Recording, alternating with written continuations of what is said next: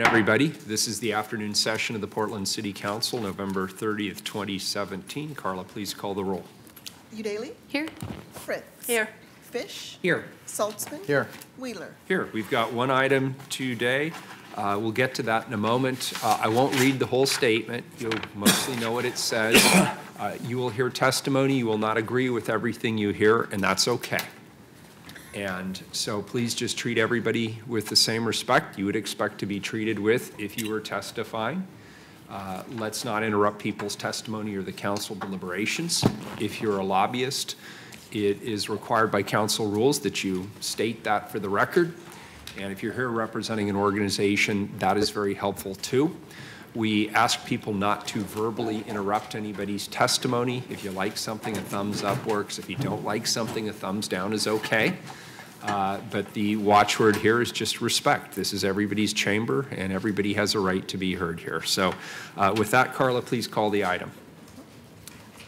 Item 1276, direct the Portland Bureau of Transportation to work with the Oregon Department of Transportation to implement the Oregon State Legislature's value pricing on I-5 and I-205, and to work with the Bureau of Planning and Sustainability to research and evaluate best practices for congestion pricing strategies. Colleagues and assembled folks, good afternoon, everybody. It's great to see everybody here for this important discussion. I think it's obvious to everybody that we live in a region that's abundant with natural beauty and with resources. And currently, we're also seeing that our economy is vibrant and it continues to grow.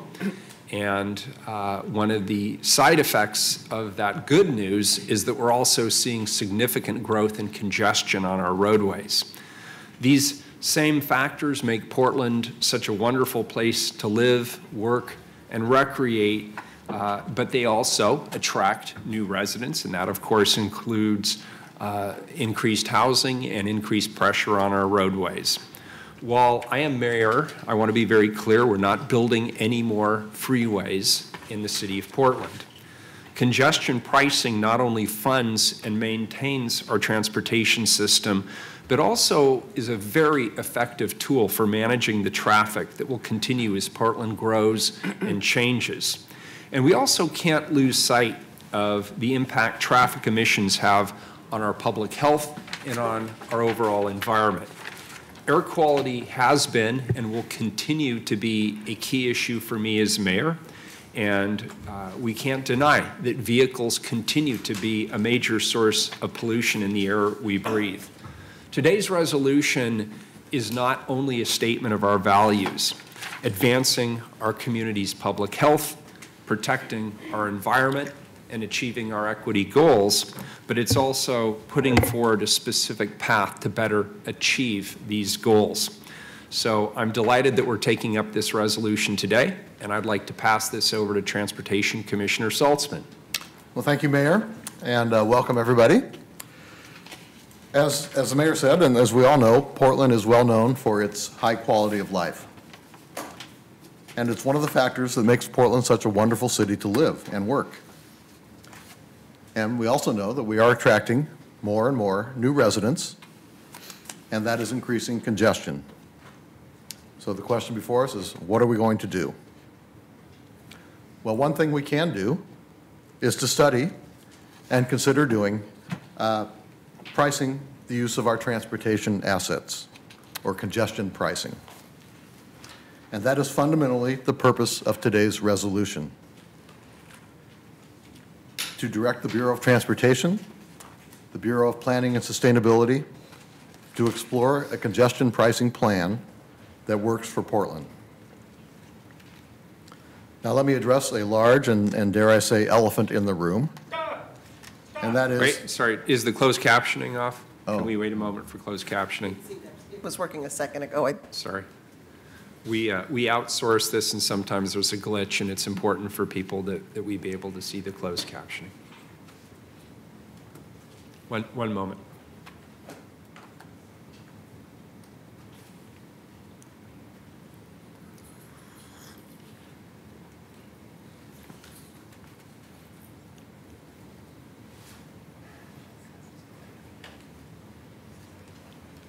You apparently use this. If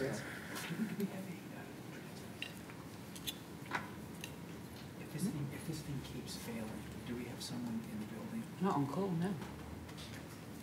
That would be an incredible luxury. That'd be great.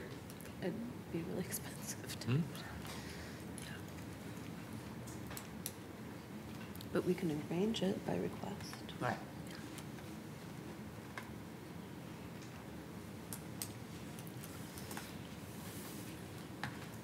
Michelle, once it goes back online, could you do me a favor and go upstairs and let them know that it's really important that they keep the closed captioning operating today?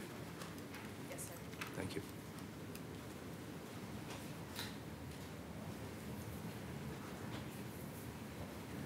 How can you tell whether it's on if nobody's saying anything? Usually it'll, if there's a caption change, it'll say that, or Yeah.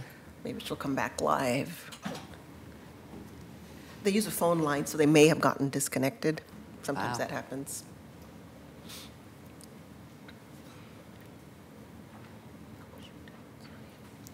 For those watching, we're just waiting for our closed captioning system to come back up. It'll just be a moment.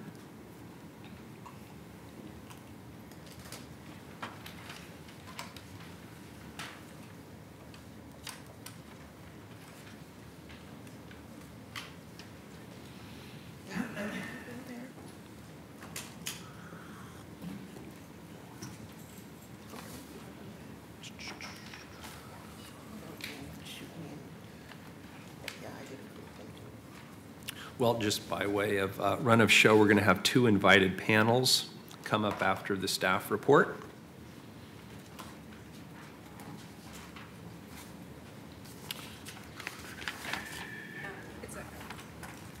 Is it working? Philip says yes? Good. All right, we're back in business. Commissioner Okay, Saltzman. great. Just to pick up where I left off, now let me address a large, dare I say, elephant in the room, and that is the Oregon Department of Transportation's I-5 Rose Quarter project. There is no doubt that this project and the legislature's directive to ODOT to explore the idea of congestion pricing in this corridor prompted us to bring this forward today. And let me be clear, in my opinion, congestion pricing should happen in these corridors before any shovels break ground. But as staff and this council dug further into the project and ideas around congestion pricing, it became clear that this is much larger than I-5 and I-205. This is about how Portland responds to our growth and success and does it in a uniquely Portland way. This means it needs to be a plan that not only achieves our congestion and environmental goals, but also is fair and equitable to all Portlanders. This means that everything needs to be on the table, including our zoning code, our transportation plans, and our capital projects list. This means that we need to begin a robust conversation with the community on how we help minimize congestion, but also maximize livability. This means that conversation and work is informed by best practices that have been developed in other cities, and that we continue to explore all approaches for pricing the transportation system. So again, thank you to the Oregon Legislature for spurring us to this active conversation over potential pricing on I-5 and I-205, but also the larger question of how Portland and Multnomah County create a more livable future for our residents.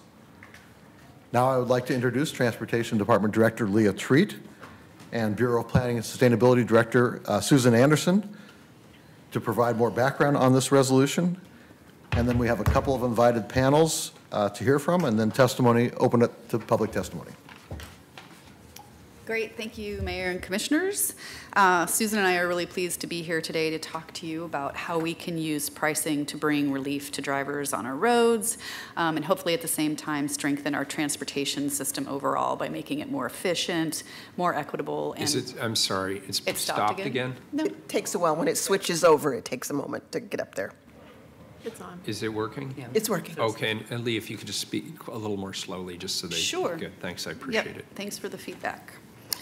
Across the cities, across the world, and in here in the United States, this tool has been adopted, and other cities have shown significant improvements in their levels of traffic congestion.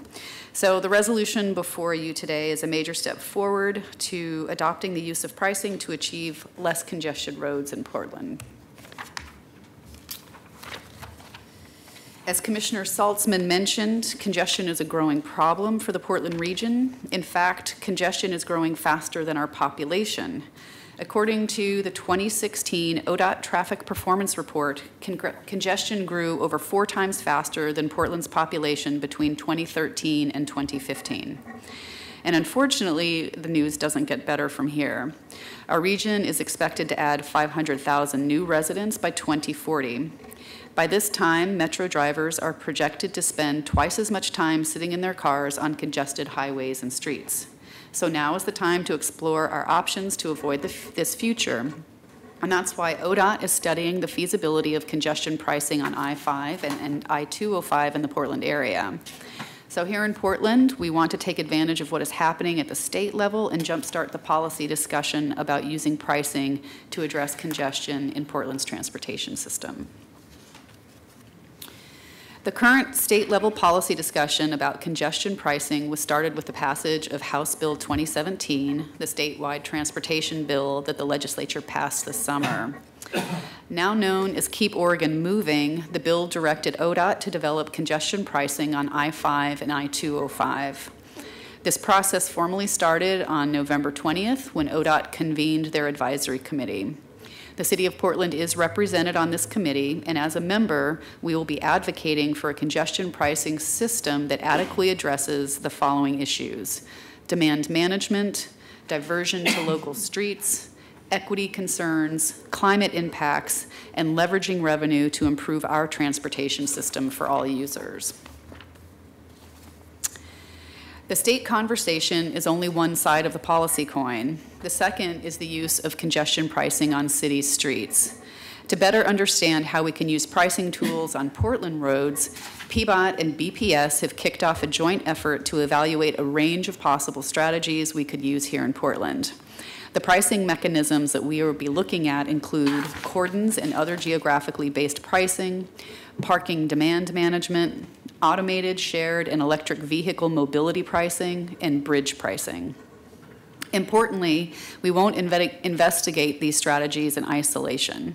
As part of our evaluation, we will also look to determine how each pricing strategy can be used to advance existing important policies on land use, housing, equity, climate, and Vision Zero. What do you mean by bridge pricing?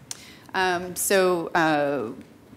similar to a toll, we have ownership and jurisdiction on all the bridge that go over land, so possibly tolling on a bridge. Got it, thank you.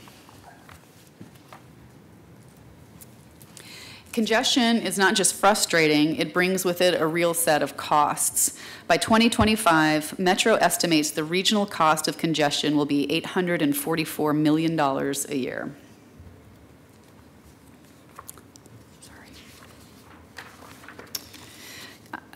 Congestion also has very significant health costs. Traffic emissions from congestion contribute to asthma, heart attacks, and other health problems. Lower-income communities, often located near freeways, are most impacted by these emissions. Long commutes are also associated with obesity, high blood pressure, heart disease, and diabetes. And congestion is also a major contributor to climate change. Motor vehicles are responsible for nearly 40% of Oregon's greenhouse gas emissions. Emissions from freight vehicles are the fastest growing portion of our overall carbon footprint. When freight vehicles sit in stop-and-go traffic, their emissions are growing that much faster. Buses are also negatively impacted by congestion, and slower buses can discourage transit use, leading ultimately to more drivers and more emissions. At its heart, congestion is an economic problem. Road use is valuable, and when roads are free, too many people use them, resulting in shortages of road space and more congestion. So we see pricing as a tool with such potential because it helps us raise the costs of inefficiency. As you can see from this slide, different ways of getting around have different impacts on congestion. Driving alone has the largest impact. Carpools have a smaller impact, and transit is the most efficient. With pricing, we can send a clear signal to road users about the preferred use of our limited street space. Pricing is also versatile. We can send those signals about time of day, level of congestion, and even about fuel efficiency. Our current intent is to integrate congestion pricing into our already existing suite of strategies to reduce congestion. These strategies include providing people with safe, convenient, and efficient options besides traveling alone in their cars. Through our land use policies, we encourage housing that is close to employment centers and that is in walkable, bikeable neighborhoods with good access to transit. And we also work to influence the demand for transportation through what we call transportation demand management. In this area, for example, we work with businesses to have them give their employees incentives to ride transit or bike to work. Yes? Leah, can I ask you a question off this slide? When the last time I took a Lyft, the driver had his phone on and I guess through Google Maps or something was evaluating congestion on the various alternative routes to get from where I was picked up and where I was going to go. And I've never quite understood how does an app actually measure congestion like that? So lots of cell phones have, they're pulling the data from where the driver is. So you can agree to be participant in like Waze, right? So whenever your phone is on, a GPS data is being sent to Waze, and that's how they like crowdsource traffic congestion. So it's similar with Google Maps or any other application.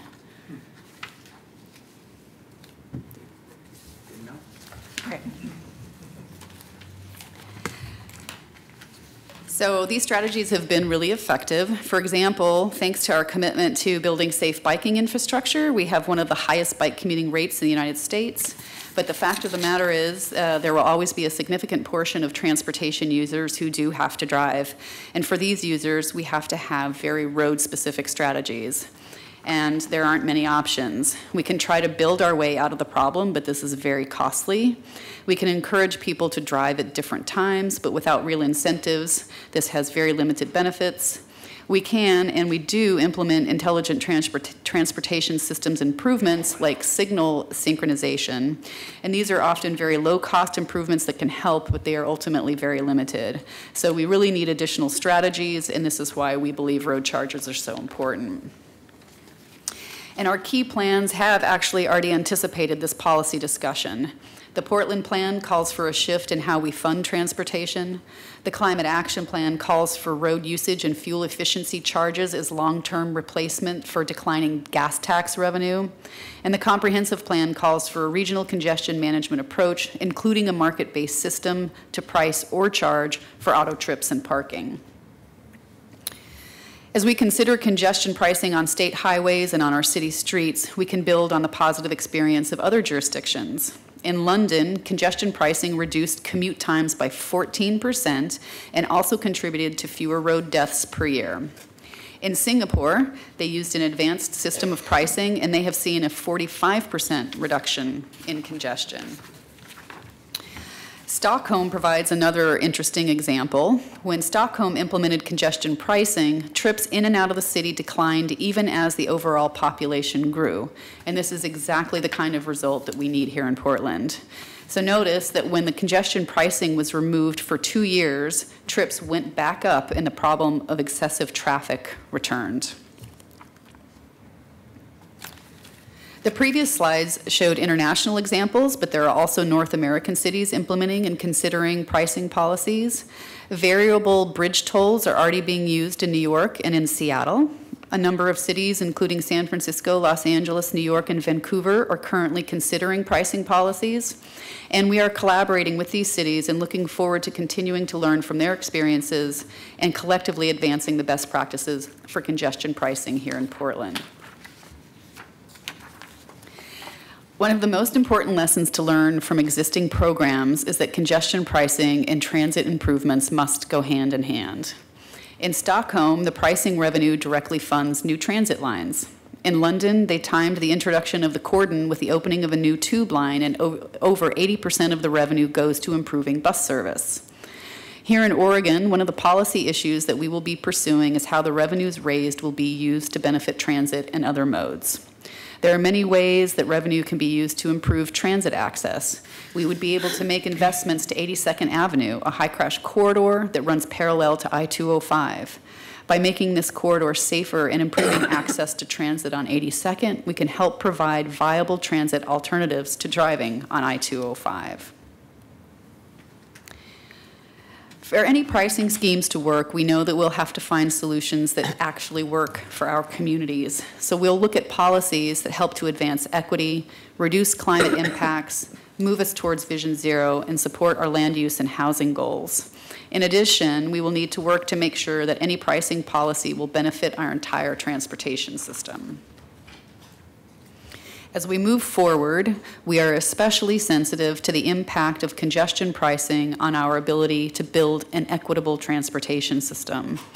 As the policy discussion has ramped up, we have heard some of the concerns that are listed on this slide. We are committed to working with our equity partners to understand these and other concerns and to find solutions that make Portland's transportation system work for all Portlanders. Per the resolution before you, our next step is to support and actively engage in ODOT's current congestion pricing effort. As we engage with this effort, we will be focused on I-5 and I-205 solutions that can manage demand and also support our goals. Additionally, we also want ODOT's proposal to minimize the impact of diversion on local Portland streets and help make our system work better. In addition, we'll be researching and evaluating a broader set of pricing best practices for use on our city streets. As I mentioned earlier, the potential strategies may include cordons and other area-based pricing, bridge pricing, parking demand management strategies, automated electric and shared vehicle mobility pricing options. As we begin, we're committed to engaging community stakeholders, including those representing the needs of low-income and other marginalized communities. A first step is that we'll be inviting community partners to join us for a workshop on December 14th to begin to learn more about potential strategies and discuss how we can move forward together with this work. We're also planning to collaborate closely with other regional partners such as Metro and national partners such as the National Association of City Transportation Officials. We know that this kind of collaboration is critical to our success. Beyond these initial steps, this is the timeline of the process as envisioned by the state and by us.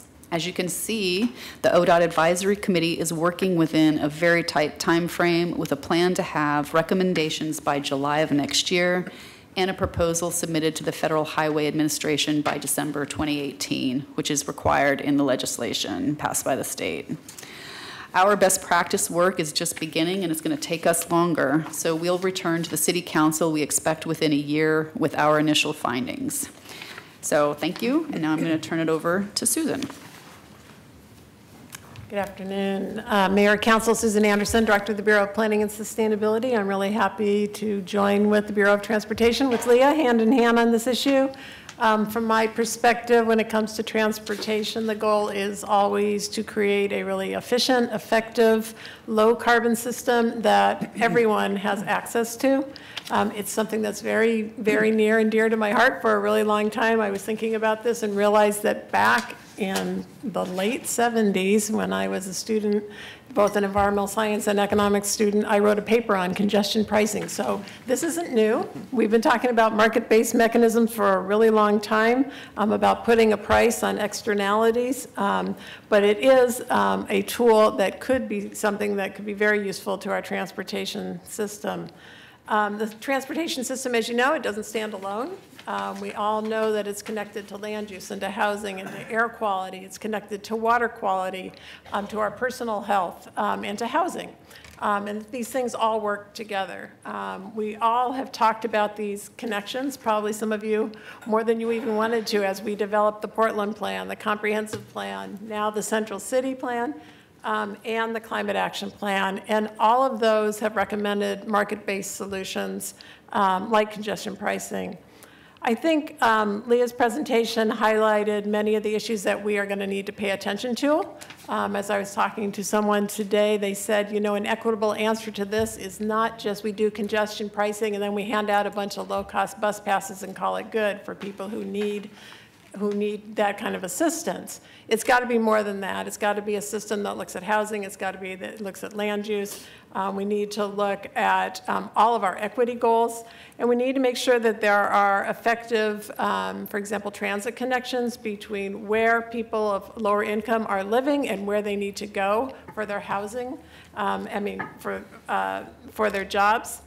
And we need to provide sufficient affordable housing close to job centers. And these things are all connected. If you just do congestion pricing without looking at how those things fit together, it will not be successful.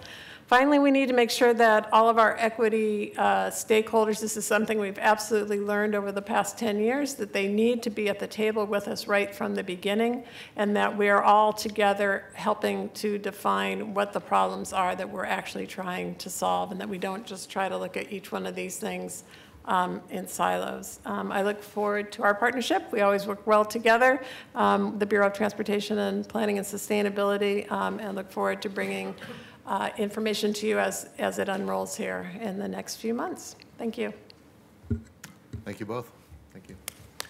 Now we'd like to bring up our first panel, and that consists of Multnomah County Commissioner Jessica Vega Peterson, Port of Portland Executive Director Curtis Robinhold, and who is also a member of the Nature Conservancy Greenhouse Gas Task Force, and then Angela Crowley-Koch with the Oregon Environmental Council.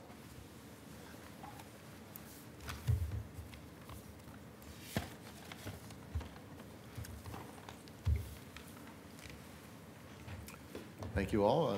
Commissioner Peterson. Thank you so much. Thank you, Mayor Wheeler and commissioners, for having me here today. My name is Jessica Vega Peterson. I am the Multnomah County Commissioner for District 3.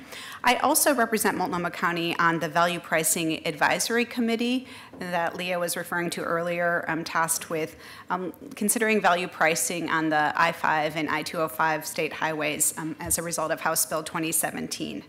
I appreciate the city bringing this resolution forward, and in particular, Commissioner Saltzman for sponsoring this initiative.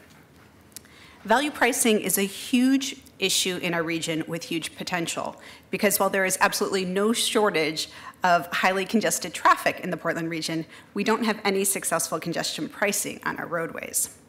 With huge projects potentially on the drawing board, reducing congestion at the I-5 bridge, fixing the bottlenecks on I-205 in Clackamas County, finding relief for the Sunset Highway and Vista Ridge tunnels, it's important that we get this right so that we can use more equitable, efficient, and advanced tools to head off the need for future highway expansions and find other ways to keep people and commerce moving in our region.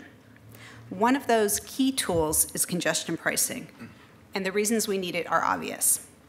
Although the show of Portlandia has come to an end, the Portland area remains a very popular place for people to live. From 2013 to 2015, our population grew by 3%, which may not sound a lot, but that actually means over 60,000 residents. That influx has put a huge strain on housing prices, as well as social services and roadways. In fact, while the population rose by 3%, hours of congestion increased by 13.6% over that same time period. These delays translate into real-world stress and frustrations. People now need to plan for much longer worst-case scenarios, leaving earlier and earlier to hedge against 30, 45, or hour-long commutes. You all know that I live in East Portland. In order to arrive for a downtown meeting that starts at 7:30 a.m., which used to be outside the rush hour traffic time, I have to leave by 6:50 to make it on time. And that's 40 minutes to drive less than 10 miles. And I'm only one of so many people in that situation. The folks in my East Portland district face such lengthy travel times. They live farther from the job centers in our region. The additional time in car equate to less time with loved ones and more stress about being late for meetings, late to pick up a child, late to a family dinner, or any other important event. With many streets lacking sidewalks and frequent or any bus service, you see a patchwork of transportation usage in my region. Those along the Max Line or along Division Street are frequent transit users, but those that are farther afield that have some of the lowest transit usage in our region. And those areas are separated by just a few miles. But congestion pricing can have benefits for both people who drive and people who use transit. And most importantly for me, it can have benefits for low-income residents as well. While tolls could be regressive, not all low-income people drive. Many low-income people don't own cars, so tolls may not hurt the most vulnerable, and may even help them if reduced traffic congestion lets buses travel faster, improves frequency, and expands bus lines, all of which should be objectives of a successful congestion pricing plan. For the many low-income people who do drive, tolls may burden them, yet tolls generate revenue that we can use to offset costs for those low-income drivers. This is how we help low-income people afford their other needs like healthcare, food, heating, gas, electricity, and soon public transit. We identify people who can't afford the service and dedicate funding to help them.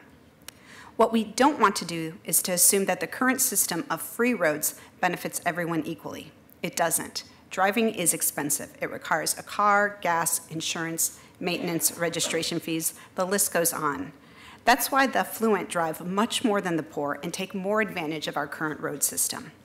We have the opportunity now to build a congestion pricing system that's right for all our community. We all know that right now, almost all driving translate into pollution. Our transportation system is a major source of greenhouse gas pollutants, as well as harmful air particulate matter, like diesel exhaust, that disproportionately impact low-income communities and communities of color. All of this makes the success of congestion pricing all the more significant. Congestion pricing can mean more reliable commute times for individuals, better connectivity, and more transportation choices for everyone, less pollution, and more equitable use of public infrastructure. I know that we can do this right, and I appreciate the thought that the city is giving this matter as we work together on this important topic. Thank you for giving me the opportunity to join you today and for the work that you're doing. Thank you. Thanks for being here. Mr. Robinhold? Good afternoon, Mayor and Council. Thank you very much for having me here today, and especially thank you, Commissioner Saltzman and Mayor Wheeler, for bringing the resolution forward. As you know, our mission at the Port of Portland is really closely linked to moving people and goods throughout the region, both safely and efficiently. And to put it plainly, it's getting harder as population growth is outpacing the capacity of our roads and highways to do just that. It's incumbent on us to use all the resources we have to responsibly pay for our needs and mitigate our challenges, and that is exactly what congestion pricing does. As noted, Commissioner Saltzman, I serve on the board of the Nature Conservancy. I also happen to serve as a member of the board of the Oregon Business Council, and the two organizations earlier this year got together to address issues of climate change in the Greenhouse Gas Reduction Task Force. That task force made 7 recommendations, and one of those 7 was exactly the nature of the resolution you have in front of you today. The task force, made up of folks from around the region and around the state, thought that for the Portland metropolitan area, it was a very smart way to address the challenges of congestion that you've already heard about. The Value Pricing Task Force, mentioned by several people here, is another fun board that I get to sit on. We've started our work, and I'm actually optimistic that we're going to come to some really thoughtful approaches for the region, addressing the multiple needs that we've talked about already: greenhouse gas reduction, but also efficient use of our roads and maximization of our existing infrastructure. Congestion pricing is, without a doubt, a complex topic. We can and should learn from other places, but there's no playbook on the right approach. I say this as someone, a 6-year resident of the City of London. It works in London, but it works in a London way, and we have to come up with a way that really matches our own needs and our own requirements, and I expect we'll do that. This resolution directs PBOT and BPS to engage in work that's truly complementary to the work that's going on in other parts of the state, and I believe will ultimately help us land this in the right way. So from the Port of Portland, we appreciate your efforts, we appreciate the leadership on this issue, and look forward to engaging with you directly. Thank you. Thank you. Thanks for being here, Curtis. Hi, Angela Crowley-Cook. I'm the Legislative Director at Oregon Environmental Council. We're a nonprofit, nonpartisan, member-based organization, and we advance innovative, collaborative. Oh, we lost captioning. That's it. And we lost the clerk. She's had it with us. But I just started.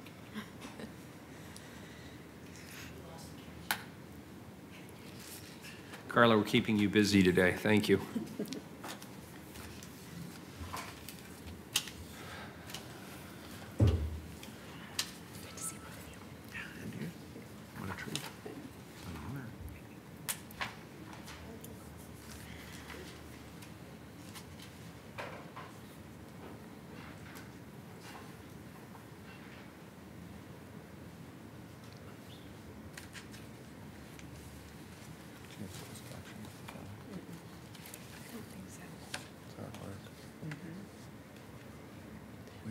We don't get to see ourselves when we're in the meetings. This is like fancy.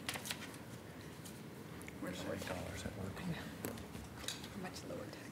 But we do get broadcast, and broadcast is probably Metro East Media. They do that. Really? Yeah, they do all of our meetings, and I'm pretty sure that they would do closed caption. I know that there's been an ask for a long time to have the committee meetings at the state, like closed captioning, but it's just, yeah, it's gonna be very expensive.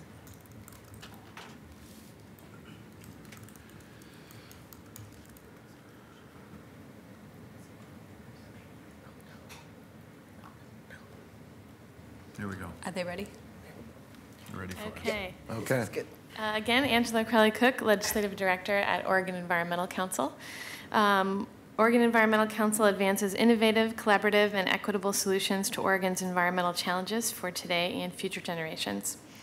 Oregon Environmental Council supports the resolution that directs the Portland Bureau of Transportation and Bureau of Environmental Services to work with ODOT to implement value pricing in the region as per the direction of the legislature.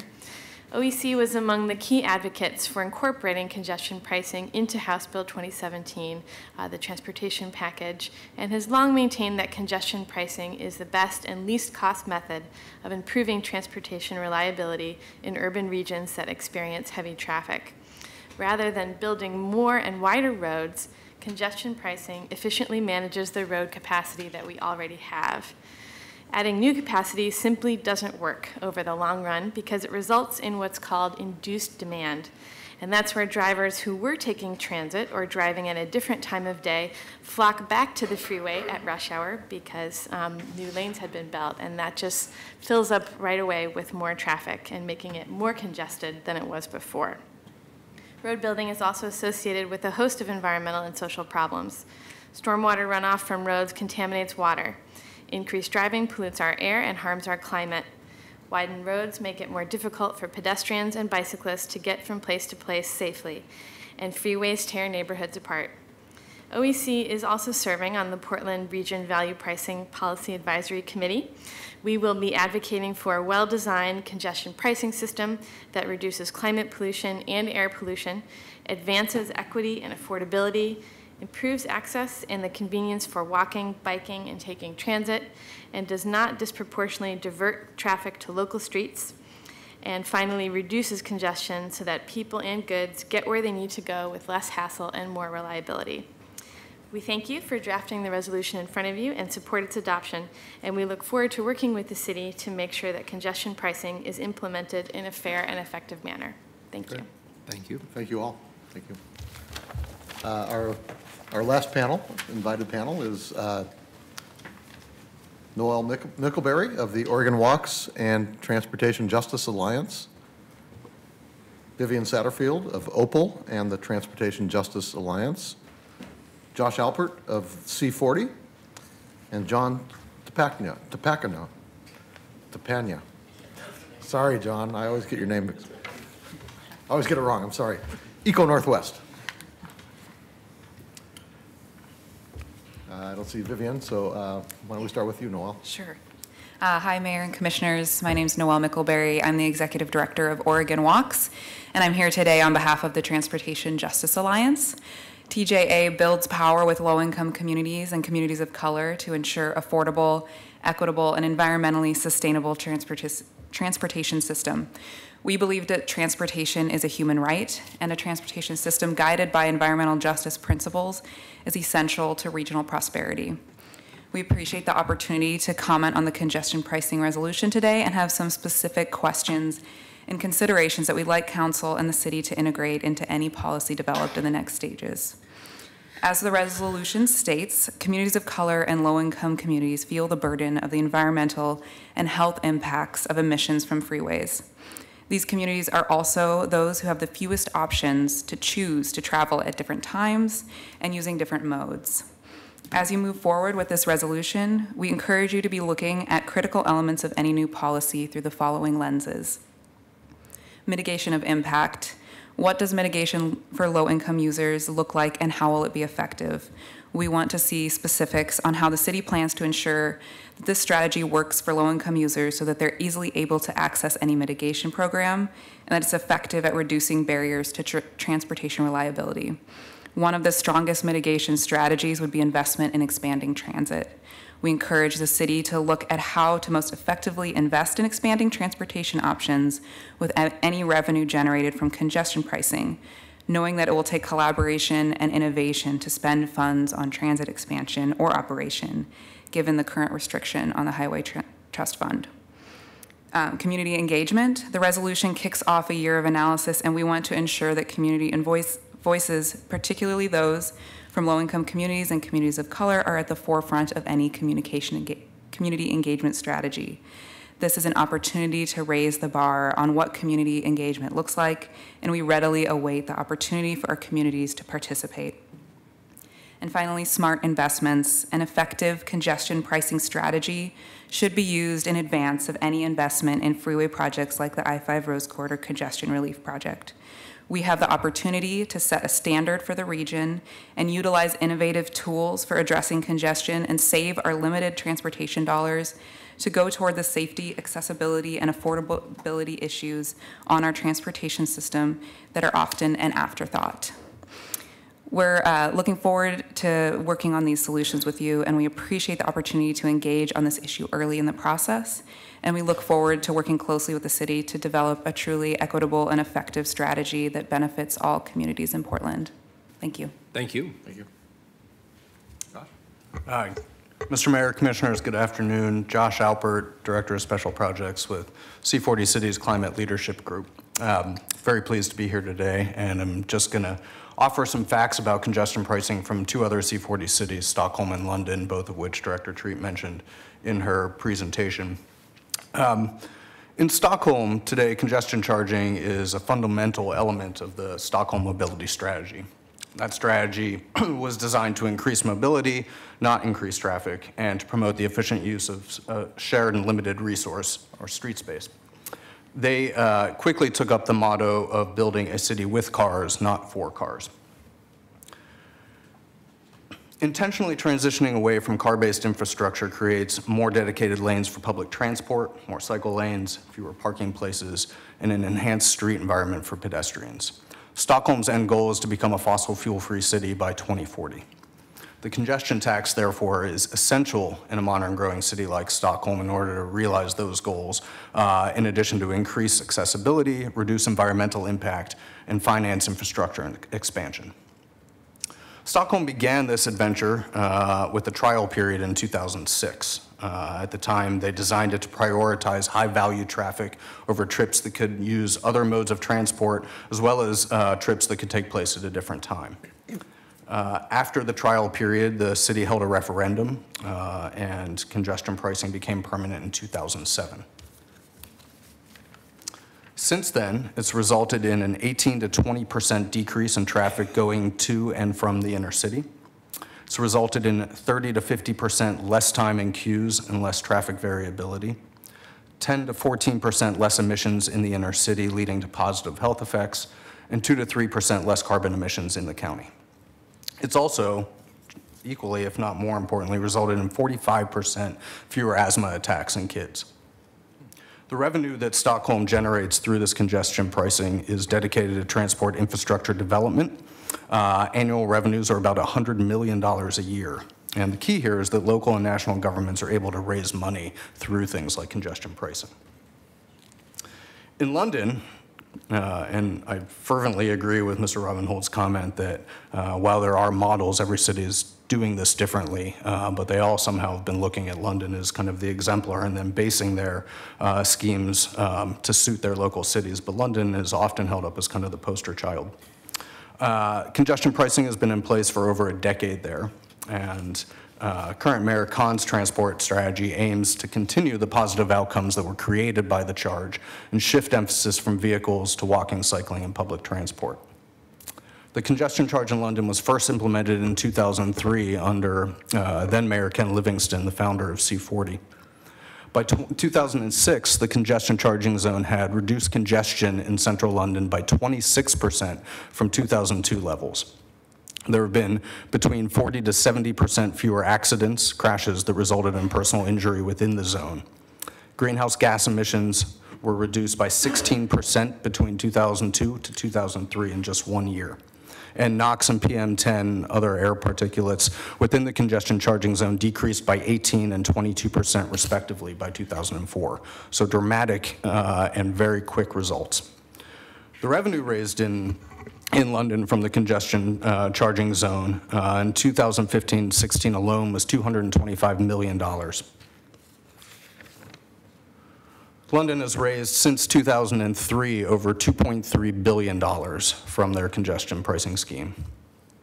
Key to the public acceptability of the charge is the revenues raised are sequestered for bus operations and walking and cycling investments solely. As in Stockholm, the strategy is not anti-car, it's about creating mobility options. Mayor Khan, an adult onset asthma sufferer himself, wants to make London's streets healthier, safer, and more welcoming, as well as cleaning up London's air. Solutions to London's traffic and London's air are very similar, and the benefits of congestion pricing are essential to both. If every Londoner walked or cycled for 20 minutes every day, they'd save the National Health Service $1.7 billion in treatment costs over the next 25 years, would reduce air and noise pollution, would improve behavioral health, and would bring economic benefits to local high streets. Congestion pricing, therefore, is key to the goal of zero-emission transport in London by 2050. The scheme has recently led to implementation in London of their T-charge, which is an emissions surcharge that Mayor Khan implemented with massive public support in October, and is the cornerstone of what's leading to an ultra-low emission zone charge within the City of London by 2019. So London is taking what they've built and moving far ahead so that cities like Portland can study and figure out how to implement things in a very Portland-specific way. What's a T-charge? I don't know the exact dollar amount, but I'll find that out and email it to you. Is it just a surcharge? It's a surcharge on emissions, that's right, with the idea that higher emitting vehicles need to be priced out of the market as fast as possible. Right, thank you. Mm-hmm. Just to wrap up, C40 mayors seek to set out a new long-term vision for cities, one that mediates between the needs of the city as it grows. Congestion pricing not only reduces congestion and pollution, it can also raise revenue to give non-drivers more mobility options. If that's not enough, it'll also contribute to improving health, support sustainable growth, and make our city an even better place to live. I'm very pleased to present positive evidence from these C40 cities in support of this, and as always, C40 stands ready to help with anything that we can do. Thank you. Thank you. Thanks, Josh. Appreciate it very much. Mayor, Commissioners, I'm John Taponia, President of Echo Northwest, economic consulting firm that's been doing business in Oregon since 1974. Not surprisingly, running a firm of economists, we are in favor of this resolution. and are in fact doing some of the math on the value pricing work in Oregon. So, and I would say listening to the presentations up to this point, this city is off to a good start. The director's presentations in particular lay out many of the issues that you're going to have to grapple with. We've been doing work on congestion pricing across the United States for the better part of the last couple of decades. We've got 8 different projects across the country now. I submitted, for the record, a detailed presentation on how to get some of these things right, or all the complexities that the state and the city might run into as it attempts to, as it proceeds in implementation of congestion pricing, and happy to come back at any other point and talk about those in more detail. But right now, I just want to keep it at a high level and brief, and save some time for Joe Courtwright if he comes up, because he has a wonderful presentation on this as well. But I would say, as you look out in Portland over the course of the next 40 or 50 years, this is a region, we've made allusions to it, it has natural amenities. It is not everybody's cup of tea, but it is a lot of people's cup of tea. And when global and national economic winds at our back, lots of people want to be here, and they're coming. And it was like that in the 90s. We didn't have much of an expansion in the early 2000s, but we're having another long, sustained run at the global and national level right now, and people are piling in here. And the congestion is a symptom of that, as you said in your introductory remarks. That is going to happen over and over again, and I would anticipate that climate change is going to make that even more so the case. The Portland plan and any other forecasted population, I would guess, are on the low side and are not taking into account just how miserable much of the rest of the continental United States is going to become over the course of the next several decades. So in any event, more pressure coming in, this region is not going to build its way out of this problem. It just can't. And so congestion pricing is the answer to congestion. It's the answer at the back of the textbook. Whether we proceed on it now and start to ask and answer all these complicated questions, or wait 5 years to do it, or 10 years to do it, it doesn't matter. This is the ultimate answer to solving the congestion issues in this region. It's inevitable. And it's absolutely critical. I would point you to research by Stanford economist Raj Chetty on economic mobility and the American dream. He looked at IRS data over the course of 3 decades and looked at which regions created economic mobility and those that didn't.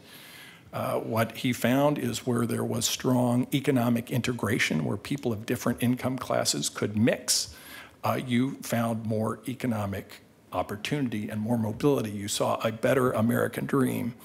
The congestion that we are drifting into now is absolutely a move in the wrong direction. In fact, in Chetty's findings, you can go look it up, the #1 correlation in the regions where there was strong economic mobility were short commutes. So it is that, together with housing policy, et cetera, that is absolutely critical if we want to have a strong, vibrant, inclusive economy in the future. Many references to equity, and I'm pleased to hear them at the start here. I would remind people that our current methods of financing transportation through the gas tax are also regressive, and so that's important. But I would encourage folks to look at a RAND study. I think it's by Tom Light, a former Echo Northwest employee who's moved on to RAND, in-depth 40-page or so report on how to deal with equity as you move into congestion pricing regimes.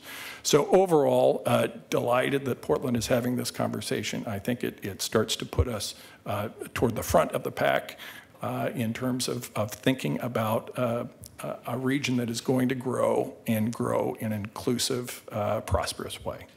So good work. Yeah. Thank you. Commissioner Fish.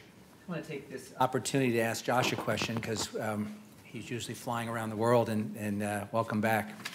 Josh, I was struck by something you said about the linkage between the congestion fee and the money going into essentially a lockbox for bicycle infrastructure and public transportation.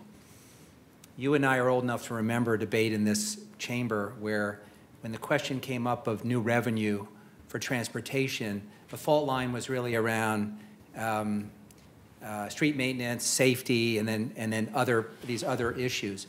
What does the London experience teach us? Because it sounds to me like it was fundamental to their package that it be linked to biking and public transportation. Given our history here in Portland, what lessons do you draw from that? Well, thank you, Commissioner. I draw a few lessons. One, while no city is the same, they all end up actually having quite the same issues. And the decision in London at the time was a very political one to put the money in a lockbox for transit options. And that was largely driven through the coalition that had been put together from the community groups saying that we never get our fair share. And that's not to say that we don't want to invest in maintenance and other typical usages for transportation money. This was their ability to claim what they had considered in London to be a short shrift over multiple decades. My assumption is as the world moves, here in Portland, we're going to end up in a very similar place of, I think, citizens throughout the city saying it is time to start dedicating more and more resources into creating those mobility options. That doesn't mean that you get to take a pass on, of course, paving streets and pothole repair, and as certainly all know very, very well, you're not ever going to get away with that. And so this becomes, I think, one of the many conversations you're going to end up wrestling with over the course of this whole process of how much to dedicate to what. And as Curtis said, just because London did it one way isn't in any way mean that this is how it's going to have to happen in Portland. It just shows you the range of options that you're going to be able to do with this kind of funding. Very good. Thank you. We appreciate your coming in, and same goes for the prior panel. Thank you all for being here today. That completes the invited testimony. Very good. So we'll go to public testimony. Carla, how many people do we have signed up? We have 12. So why don't we do this? 3 minutes per person max. Please state your name for the record. We don't need your full address. And when you come up here, 30 seconds before your time is up, you'll see a yellow light flash. When the red light goes off, that means your time is up. And when your chair becomes electric, that means you've really overstayed your welcome. So be succinct. Call the first three up, please. I know Mr. Wolf has requested to go first. Oh, yes, please. Yeah, and historically, by the way, I should also add anybody with disabilities or small children, we always encourage you to come up first. Okay. So we're going to go with Philip Wolf, Douglas R. Allen, and Jarek Kransky.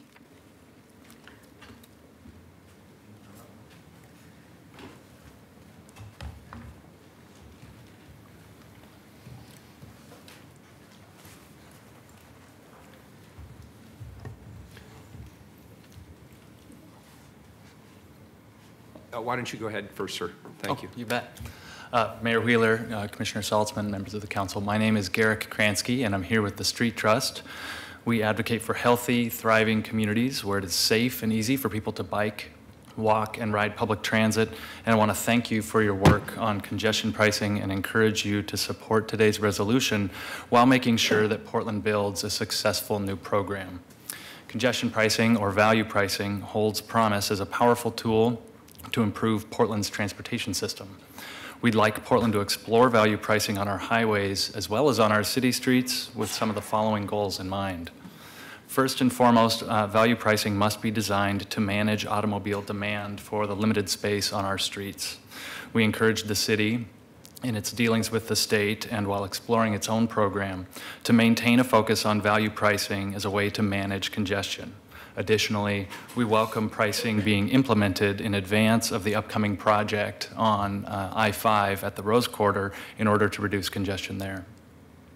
The benefits and burdens of putting a price on driving during peak demand should clearly advance Portland's equity goals. Based on meaningful community engagement, we encourage you and city staff to build a program that results in low-income community members seeing an increase in their access to affordable transportation choices. We believe that revenue raised from value pricing must be invested in projects and programs that increase transportation choices. Our region has underinvested in safe sidewalks in East Portland, in transit, and protected bike lanes. And this new program must make it easier and safer for people to travel without contributing to congestion. And we encourage you to direct staff to firmly establish these goals for any new revenue. Obviously, a lot of this has already been discussed by the folks up here today and in the presentations that you've received, so we're sort of thrilled to see that approach and very hopeful that over the next year we can see a lot of innovation in Portland's approach to value pricing. We thank you for your opportunity to comment on this issue, and we look forward to working with the city during the implementation of any new value pricing program. Thank you. Good afternoon. Mayor Wheeler, Commissioners, my name is Doug Allen. I'm asking you today to put some more teeth into this resolution. A couple of weeks ago during legislative days, I went down to Salem to talk with my Senator Kathleen Taylor.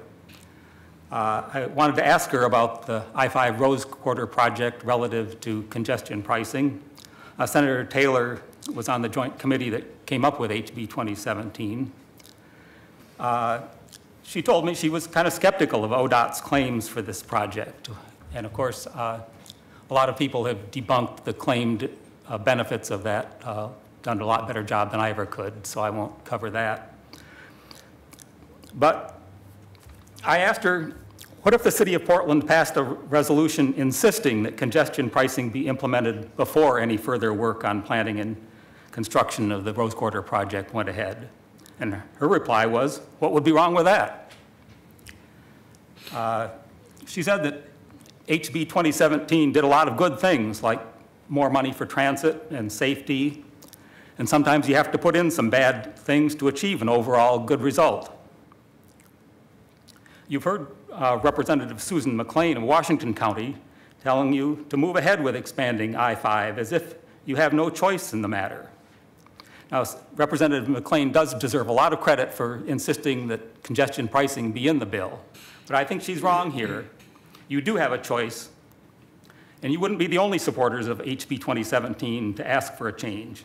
Note that the Oregon Trucking Association, which made their support of HB 2017 contingent on the Rose Quarter project being in the bill, is now suing to overturn a portion of HB 2017 that pays for electric vehicles.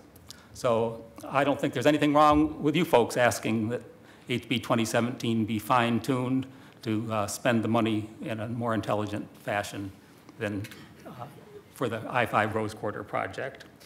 Final point I'd like to make is, while the bill directs congestion pricing to be studied, to be implemented on I-205 and I-5, it also permits congestion pricing to be implemented on any of the other freeways in the Portland area. So in particular, you need to include, and I would like you to add this to the resolution, I-84, I-405, 217, and Highway 26. Thank you very much for your time. Thank you for your testimony. Thank you. Good afternoon, Philip.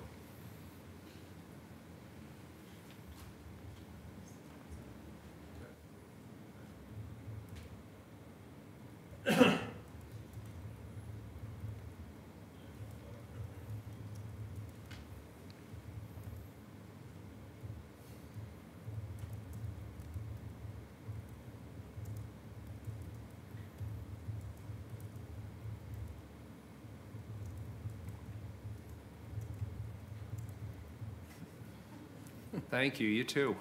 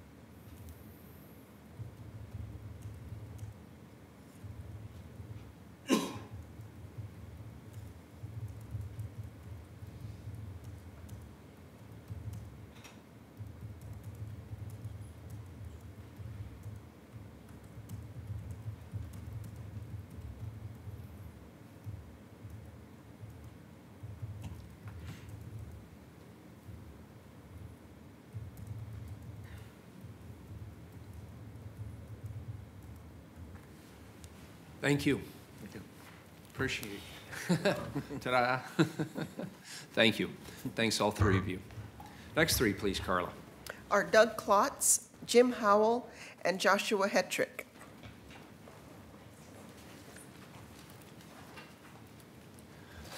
Philip, my hands were getting tired just watching you do all that typing.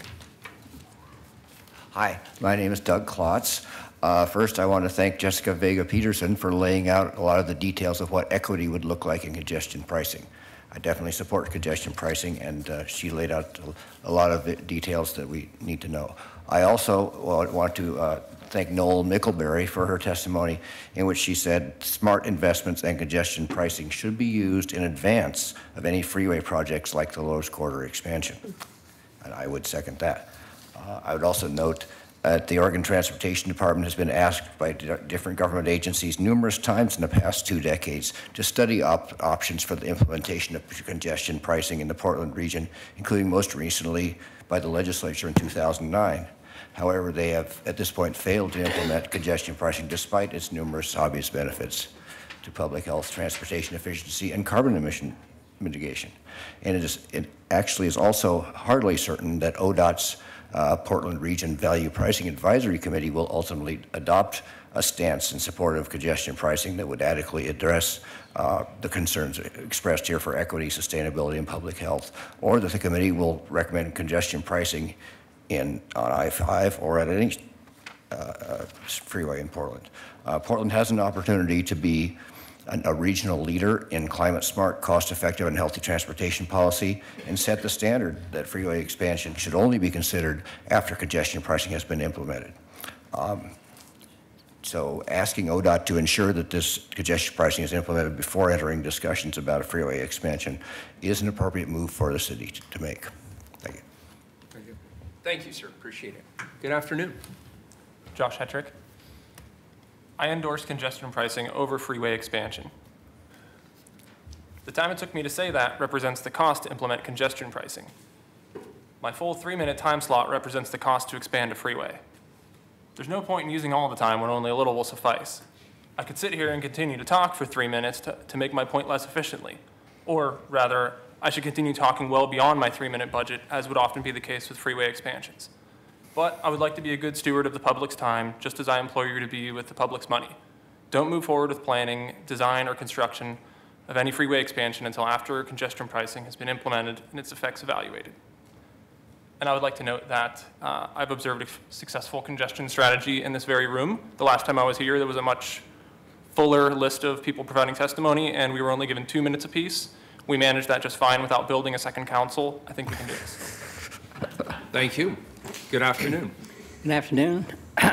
Mayor Wheeler, Council, my name is Jim Howell. I here represent AORTA, Association of Oregon Rail and Transit Advocates, and we support this resolution. Could I get you to stop for a moment? Are we good up there? It's good. Okay, thank you. Okay. Sorry. We also support the amendment proposed by No More Freeway Expansion that they sent to you in a letter, I think, yesterday. I won't read it, but we support that. I've been opposed to this Rose Quarter project for over 5 years. I gave testimony over 5 years ago against it, and basically asked them to seriously look at public transit as an alternative. It's been over 5 years, and no one has looked at that as an alternative. But I want to spend the rest of my time talking about the surface improvements that have been I've heard several of you say that these are important, and I want to point out that they are a mistake. They will cause more problems. And I have a little some slides here for you. Let's see. You see that one? Okay. Basically, it puts a question mark behind surface improvements. We think they're the surface. This is the plan that ODOT has come up with. It has 2 covers, 2 lids that has been expressed as being an advantage. We don't think they are.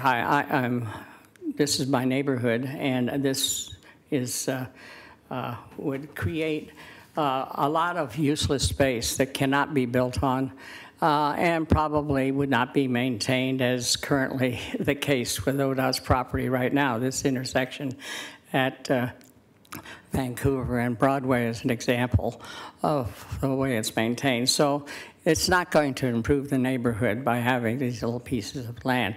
Here is a shot of the area, and what is being proposed is to demolish 5 existing structures that were built in the 60s when the freeway was put through and replace them with lids. Here's one lid that will replace 3 of those structures. It's not to have more land for development. It's just a cheaper way to cover them when you're rebuilding the freeway. It's an engineering, but it's been kind of sold as a benefit. Here's the other lid, and as you can see, it replaces one of the overpasses, which is Vancouver Avenue, but the 5th overpass, which is Flint, is not going to be replaced. It will be lost to the neighborhood. And this has been one of the, am I out of time? This is the major, one of the major north-south routes through the neighborhood. It's been there since it was platted back when it was the city of Albina, and that won't be replaced. So, and this is going to be replaced with something that probably is going to cause more problems, this does not solve a lot of the bicycle thing. In other words, the project is bad, and any of you think that it's a benefit have been conned. Okay, thank you. Appreciate your testimony. Thanks, all three of you. Next three, next three, please. Are J. Veronica Bernier, Matt Ferris Smith, and Joe Courtwright. Come on up. I think Veronica may have left. We'll go with Brad Baker. Mr. Courtwright, would you like to go ahead and start us off, please? Sure, Thank you. Mayor, members of the council, for the record, Joe Courtwright, and I'm with No More Freeway Expansions. I also run City Observatory, a think tank on urban policy issues. As an economist, this is such an exciting time to be here. You've heard the sermon. It's usually been economists who've only been talking about congestion pricing. In short, congestion pricing is not only a way to deal with congestion, it is effectively the only way that you will reduce congestion in an urban setting. And so I strongly urge you to move forward with this. But as with the amendment that was submitted by No More Freeway Expansions, we want to strongly encourage you to maximize your value here by not spending any money on the Rose Quarter project until after you have implemented congestion pricing and see what effect it has on demand. You should follow the medical prescript of first do no harm. There's no reason to spend that money if in a world where we have congestion pricing will have eliminated or at least greatly changed the traffic situation that we face. The entire project is predicated on a world where we don't have congestion pricing. So it makes no sense to spend $500 million on a project that is designed for a world that we know by virtue of this resolution and the legislature's action we're not going to live in. What this project amounts to really effectively then is essentially the ritual sacrifice of $500 million to the freeway gods, or sort of the world's most expensive piece of performance art, because we know it won't have a measurable effect on traffic congestion. And we've seen this because in other cities around the United States where they've expanded capacity and then afterwards implemented tolls, they found out that they'd wasted their money on the capacity expansion. The city of Louisville, Kentucky widened Interstate 65, a road very similar to I-5 in a lot of respects. They spent $1 billion widening the bridge, and then after they built the bridge, they imposed a toll of between $1 and $2 to use the bridge, and found that it dropped the traffic on that bridge by 40% from its pre-construction levels. So if you do tolling, there's no reason to waste money on construction. Now, I want to touch briefly on the issue of equity, because I know people have appropriately said we ought to be thinking about the equity implications of what we do with road pricing. I want to submit to you that our current system of transportation finance is profoundly inequitable, and doing anything in the way of congestion pricing is likely to almost automatically produce big gains in equity. And I'll point out two key inequities in the current system. We talk a lot about the gas tax, but most road users pay more in car registration fees than they do in gas taxes. The typical owner of a Subaru, a used Subaru in Portland, pays 20 times as much as a percentage of the value of her vehicle as somebody who owns a new SUV. So we have a highly inequitable system now. This puts the cost much more on higher income people. The people who travel at the peak hour on freeways earn incomes that are on the average double of what the rest of the population who is walking, cycling, and traveling off-peak. Finally, I would just say, I have a sense of deja vu about this because the legislature in 2009 directed the Oregon Department of Transportation to implement congestion pricing in Portland.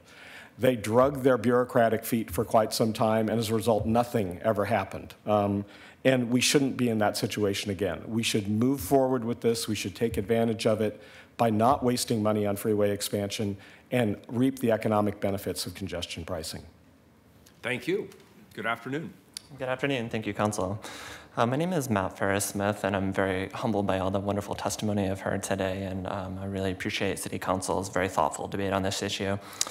Nevertheless, I am taking some time off work today to encourage you to amend Agenda Item 1276 to demand that ODOT implement and evaluate congestion pricing before any further planning, design, or construction of the I-5 Rose Quarter project or any freeway expansion in Portland. Congestion pricing works, freeway expansions do not. I think we all agree on these fundamental facts about what actually can reduce congestion. Therefore, we should make it very clear that congestion pricing should be implemented prior to any freeway expansion. I realize that the Rose Quarter project promises to do more than widen the highway, but the fact remains that this project is fundamentally a highway widening project. Implementing congestion pricing prior to any work on I-5 and evaluating the impact will assure that any subsequent work in the Rose Quarter is well spent. Thank you. Thank you. Good afternoon. Good afternoon. My name is Brad Baker. I'd like to basically say I agree with most of the testimony that has been put forth today. I think we should strengthen up this resolution and say that we would like to have congestion pricing implemented and evaluated before we expand the freeway. I live in the Elliott neighborhood, the neighborhood that the freeway currently cuts the neighborhood in half right now. We have some of the worst air quality in the city in that neighborhood because of the freeway. And if we add a lane to this freeway in hopes of reducing congestion, we're going to have more cars. We all know induced demand is will happen. We'll have more cars driving through our neighborhood, and we'll have worse air quality there. The neighborhood has already been beat up through, it's a long history of being taken advantage of by the city. And then if we add more lanes to the freeway, it just continues that legacy. Also, I went on the neighborhood walkthrough with PBOT to see the local street improvements. And I'd 100% like to agree with Jim from Aorta. If we think these local improvements are anything of an improvement to the city, we're deceiving ourselves. The lids don't improve the livability of the neighborhood. The streets are already fine. They're not great, but they're fine for walking, for biking. The changes won't make them any better for walking or biking. There's so many other places we could spend this money to improve our infrastructure than putting these lids on the freeway. So, yeah, thank you. Thank you. Mayor, Appreciate can I it. just All ask three. one Commissioner question? Fish, you bet. Joe, can I ask you a question? You in your testimony, gave us an analogy, gave us an example about a Subaru and an SUV and the cost. I live in the Goose Hollow neighborhood. And so you have some streets there that are a little narrower than some of the other residential streets in the city. My impression, it's purely anecdotal, is that with greater congestion and safety concerns, people are buying bigger vehicles, compounding the problem. And literally the problem now is just actually two cars navigating the same roadway, parking, and then if I look at where people park in my building, it seems like bigger cars. Do we have data to support that? Is one of the byproducts of more congestion and safety issues people buying bigger cars and therefore exacerbating the problem? Mayor Wheeler, Commissioner Fish, I haven't seen data on that tie it specifically to congestion. The big factor that we've seen is the decline in gasoline prices. That when gasoline prices started declining in about the third quarter of 2014, vehicle miles traveled and miles per gallon of new vehicles, which had been getting better. That is, we were traveling fewer miles and buying smaller, more efficient vehicles. Both of those trends reversed. And so with cheap gasoline, there are a lot more fuel-hungry vehicles on the road. And that's one of the really unfortunate and perverse effects of the House Bill 2017 changes. They essentially raised a flat vehicle registration fee. You pay the same fee for a very heavily energy-using, heavily polluting vehicle as for a less polluting one. In fact, they raised the registration fees for electric vehicles, which pollute less. And then the final point is, vehicle weight is the biggest factor in wear and tear on the road system. And it's not linear, it's actually to the third power. So a vehicle that weighs twice as much as another vehicle causes 8 times as much damage to the roadway. So the SUVs pay the same dollar figure, but cause much, much greater damage to the roadway. Thank you. Thank you, all three of you. Appreciate it. And you have, there are 3 more, Carla, is that correct? We have 2 who did sign up, and we had a request from one person who didn't get to sign up. Yeah, that's fine. Bring up the last so 3, it's please. Aaron Brown, Chris Smith, and the gentleman. Chris, we should have called on you earlier as a commissioner, shouldn't we? I wanted the back cleanup. A good place to be. Why don't you go ahead and start for us, please, sir. Mayor Wheeler, Portland City Council. Good afternoon. My name is Aaron Brown, and I'm officially with the No More Freeway Expansion Coalition, a big almighty organization. We've already talked a lot about how great congestion pricing is today, but I just want to make sure it's heard one more time. Our coalition is thoroughly in support of congestion pricing. I want to thank Commissioner Saltzman and Portland City Council, and for the folks in this room, we've got bureaucrats, we've got folks in the Oregon State Legislature, and folks that have brought this to the table and made it happen. It's undeniably awesome, effective, urgent, important public policy. I just want to add to, I encourage the City of Portland to listen closely and center the voices from Verde, Opal, Community Alliance of Tenants, and other folks who are sitting in on that ODOT committee to particularly make sure that the congestion pricing policies we design are centering the vulnerable communities and that we are achieving the best possible outcomes from it. I am here to once again reiterate that we are disappointed that the language in this resolution does not have specific wording saying that we should try pricing before freeway expansion. The elephant in the room, if congestion pricing is all about the notion that we're managing supply and demand better, this is a $450 million increase in the supply that totally throws off this entire notion of getting all of the benefits that congestion pricing bring. If you had a leaky sink in your house, to use more dopey analogies, because people seem to like that last time I was here, if you had a leaky sink in your house and it could cost $10 million to call the plumber or $450 million to buy a new sink, why on earth wouldn't you call the plumber first? That is what's at hand with this congestion pricing versus freeway expansion. That's why we've had 350 people contact you and sign our letter and to bring this issue today to rain on the parade of what otherwise is a really awesome initiative moving forward with congestion pricing.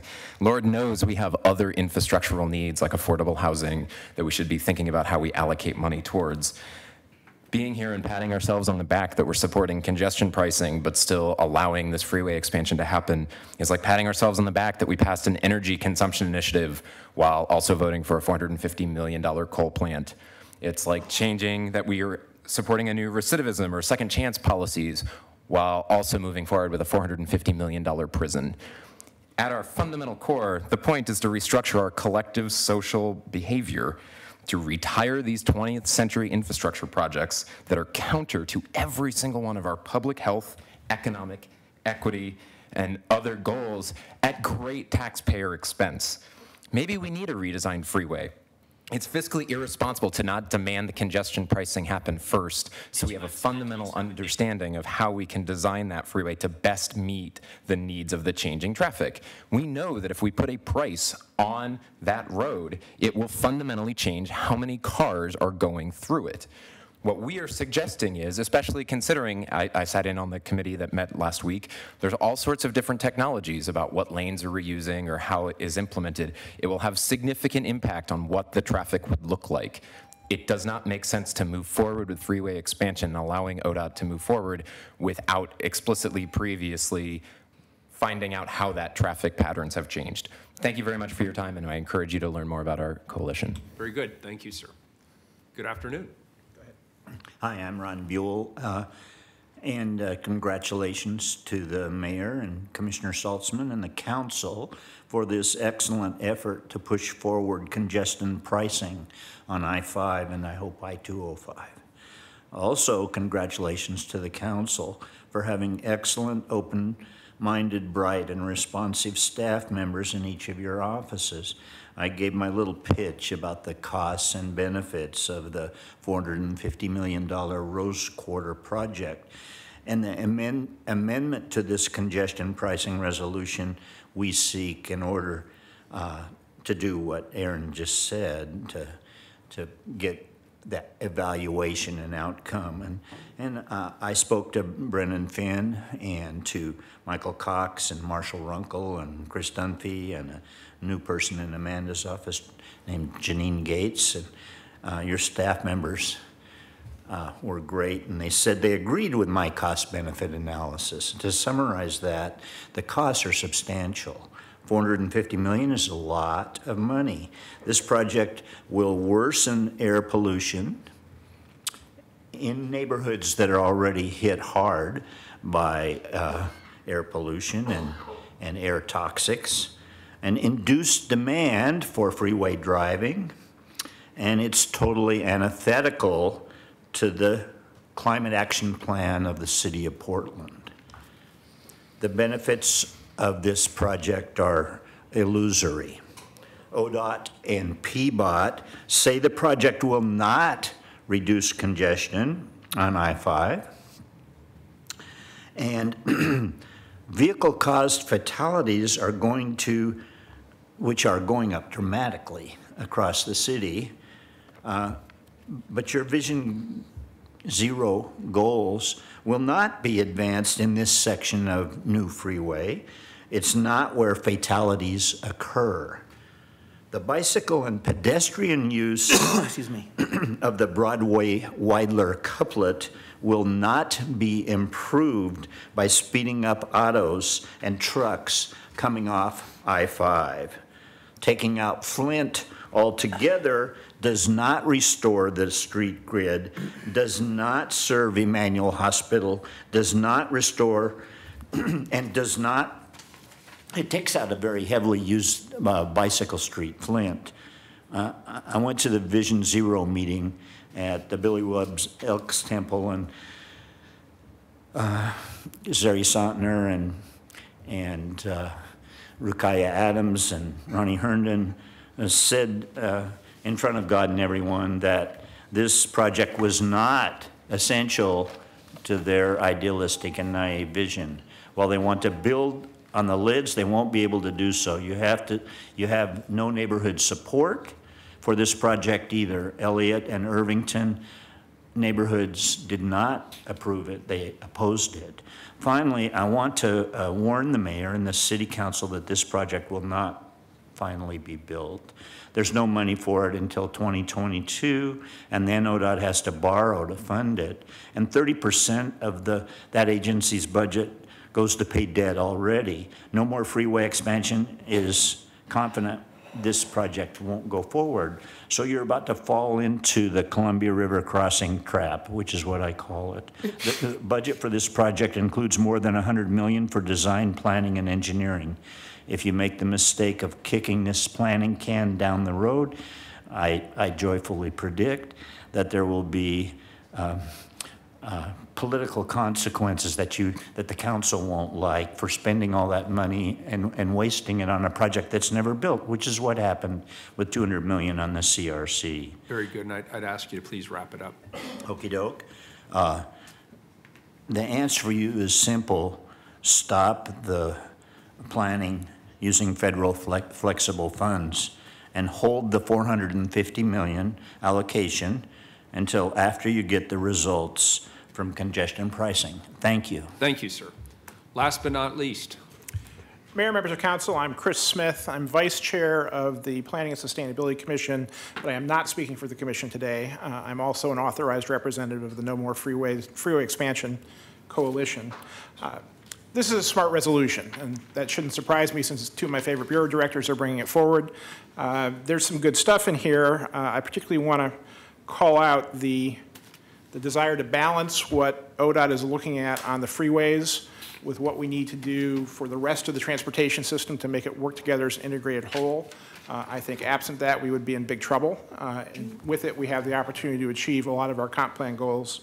There's also an important clause about seeking the responsible use of the revenue. And I think that's something that ODOT will probably not do on their own. They'd simply plow it back into the freeway system, and that's not the highest and best use of those dollars. So I encourage the city to be vigilant about making sure that money is spent well. I want to echo some of the equity concerns and opportunities that have been addressed. As other people have said, the current transportation funding system is not particularly equitable. We have the opportunity to improve the equity of the system here, but only if we are very focused on how to make sure that the outcomes do indeed improve equity. So I ask all of you to watch that carefully. And of course, I want to address what's not in the resolution. Commissioner Saltzman, you said in your opening remarks that we should be open to looking at things like our zoning, like our transportation project list. But the resolution doesn't say that. The resolution doesn't say we should reevaluate our transportation project list. I think it should. And like my friends, I believe that part of that reevaluation should be to rethink the I-5 Rose Quarter project. A few reflections on that. I share the feeling of Jim Howell that the surface improvements don't add up to much. I'm a cyclist who rides through the so-called box on Broadway-Weidler a couple times a week. I don't see that the freeway project is going to make a significant difference to the quality of bike ped travel through that area. Very skeptical about what it's going to do for land use. And since I have a minute left, I want to address a point that I heard a number of times in response to Central City Plan testimony about the freeway project, which is it's not Portland's money to reprogram. Well, of course, it's true that the dollars are programmed by the legislature and the Oregon Transportation Commission, but they are raised from people in Portland who pay gas taxes and vehicle registration fees. So they are, in that sense, very much Portland's money, and they should be spent to our benefit. You know, the I-5 project has been in the city's legislative agenda. I would urge you to change that. You have power over what the legislature and the OTC do, and I think it's incumbent on you to reevaluate this project. You know, at a time when the city is going to have its highest traffic fatalities in a decade, and every segment of Powell and 82nd have higher crash rates than this freeway interchange does, I think it's a massive misallocation of resources to put $500 million into this area. Thank you. Thank you. Thanks, all three of you. Thank you, Appreciate Portland it. City Council. Very good. Do we want to bring Director Treat up for any further questions? I just have one. Come on up. I don't know, Susan, if you want to join her, you're certainly welcome to. And I don't know whether you have the answer to this or not, but I was wondering about the taking out of Flint. What's the rationale behind that? I certainly can't Hang on a answer. second, the captions aren't on again, sorry. That's okay. So I can't answer that. I'm going to have to get back to you on that, Commissioner. It's not on yet. They are probably switching out captioners. Okay. So I'll ask the question again.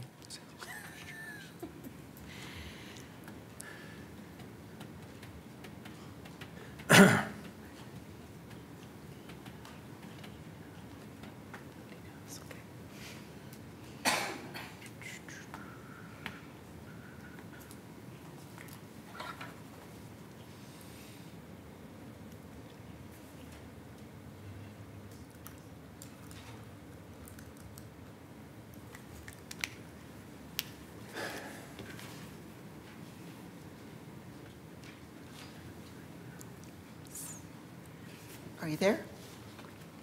Okay. Looks like they're ready. So I guess just want to reflect that this is an example of how difficult it is for people who have hearing difficulties when they're completely cut off from being able to follow a conversation. So thank you, Philip, for bringing this to our attention. My question, Director Treat, was whether or not you know what's the rationale for taking out Flint.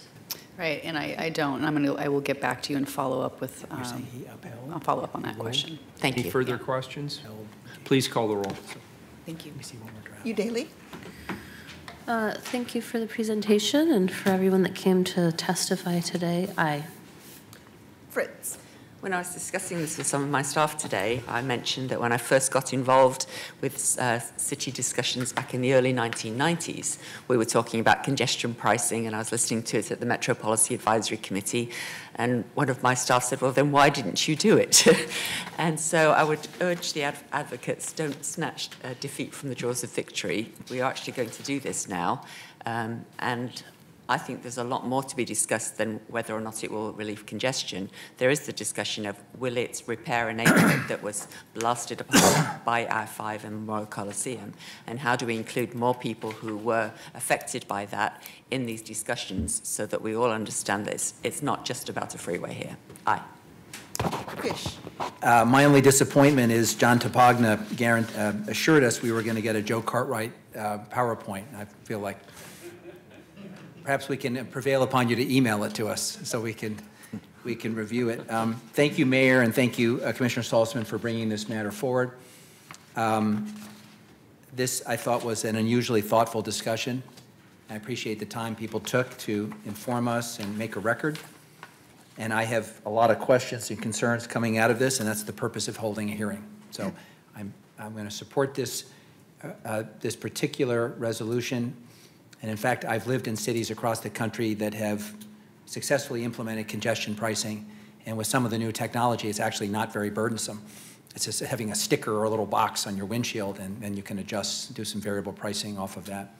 I think it's long overdue. So thank you both for bringing this forward. Thank you to the public for participating. Aye. Saltzman?